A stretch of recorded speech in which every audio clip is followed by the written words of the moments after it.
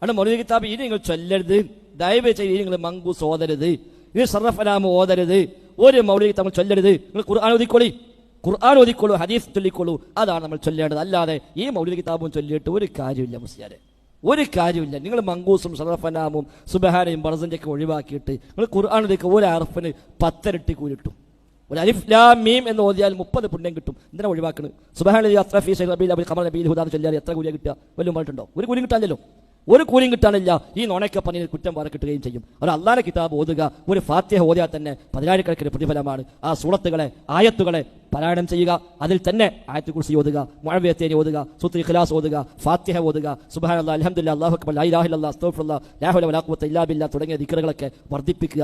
അതിന് കിട്ടുന്ന പ്രതിഫലം ഏതായിരുന്നാലും ഈ നുണ ചൊല്ലിപ്പോയാൽ അതിന് കിട്ടൂല എന്ന് മാത്രമേ സൂചിപ്പിക്കാനുള്ളൂ. പോയിട്ട് സ്വസ്ഥമായി ശാന്തമായി ചിന്തിക്കുക.